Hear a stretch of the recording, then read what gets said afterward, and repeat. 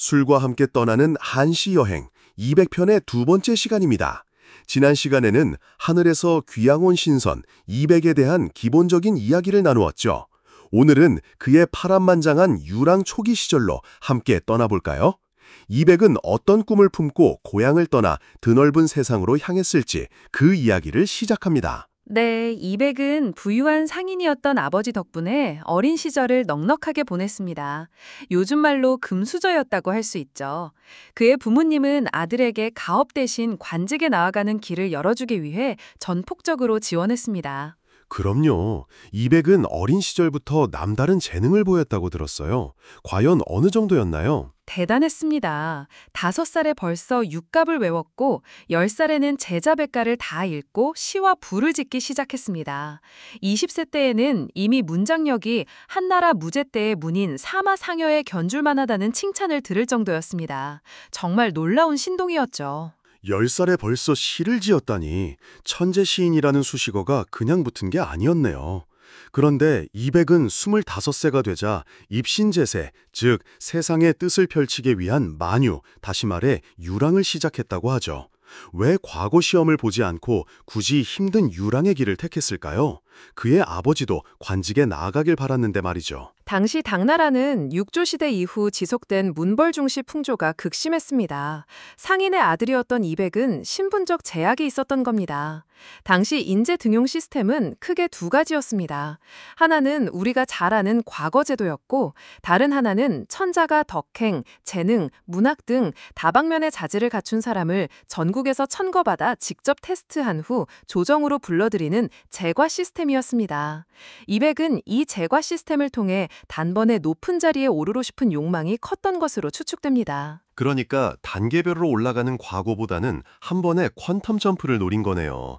그의 배포가 느껴집니다. 맞습니다. 실제로도 만요 과정에서 각계각층의 사람들과 교류하며 그의 시문에 능한 명성이 전국에 알려지게 되고 그 결과 당현종의 부름을 받아 관직에 등용될 수 있었다는 점에서 그의 생각이 아예 허황된 것은 아니었습니다. 다만 관직 등용까지 17년이라는 긴 기다림의 기간이 있었으니 마냥 효과적인 방법은 아니었죠. 17년이라니. 그 기나긴 세월 동안 200은 자신의 재능을 알리기 위해 어떤 노력을 했을까요? 그는 자신의 재능을 알릴 수 있는 행관, 즉 시문 등이 포함된 일종의 자기소개서를 준비해서 유랑 중에 만나는 각 지방의 정치 수장이나 유력 인사들에게 건네곤 했습니다. 마치 요즘 연예인들이 캐스팅 디렉터에게 프로필을 돌리듯 이백은 자신의 시와 문작을 담은 행관을 들고 전국을 누볐던 겁니다. 직접 발로 뛰며 자신을 알렸군요. 그 과정에서 인상 깊었던 만남이나 사건은 없었나요? 첫 만남부터 순탄치는 않았을 것 같은데요. 그럼요. 고향을 떠난 지 얼마 되지 않은 어느 날 아주 흥미로운 일화가 있습니다.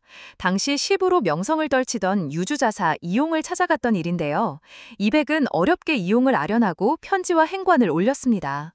그런데 이용은 이백의 재능을 알아보지 못하고 몇 푼의 노자와 위로의 말만 주며 돌려보냈다고 합니다. 이백은 이에 분노하여 노자를 거절하고 시 한 수를 지어보내는데 이것이 후대에 길이 남은 이용에게 바침이라는 시입니다. 와, 무시당했지만 그 굴욕을 시로 승화시켰군요. 과연 어떤 내용의 시였을지 궁금합니다. 직접 한번 읊어주시겠어요? 200의 기계를 엿볼 수 있는 시라고 들었습니다. 물론이죠. 이백의 혹이 넘치는 재기가 담긴 시입니다. 함께 들어보시죠. 대붕은 하루에 바람이 일면 회오리 바람 타고 곧장 구만리 상공에 오른다오.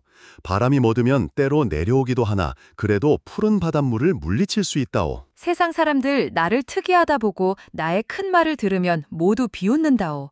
공자께서도 후생을 두려워하셨거늘 장부가 젊은이를 경시할 수는 없는 법이요. 와, 정말 강렬한데요.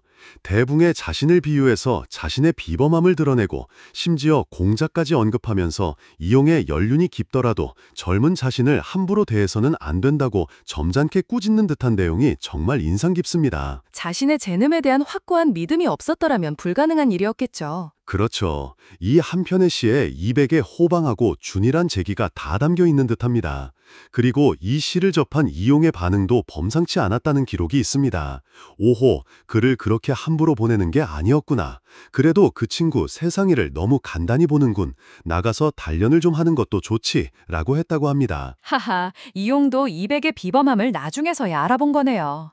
이렇게 이백은 유랑 초기부터 자신의 재능을 거침없이 드러내기 시작했습니다. 하지만 그의 유랑은 여기서 끝나지 않고 계속되는데요.